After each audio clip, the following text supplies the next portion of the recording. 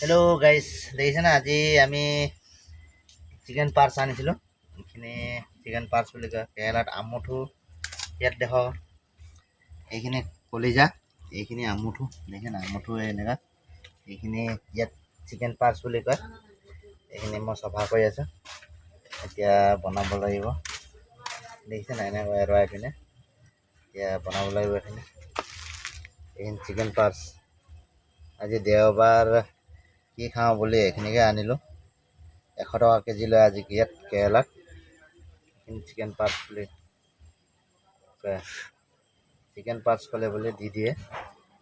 দেখিছেনে এনেকৈ চফা কৰিব লাগিব, এইখিনি এৰুৱাই ল'ব লাগিব। তাৰপাছতে এনেকৈ ফালিব লাগিব।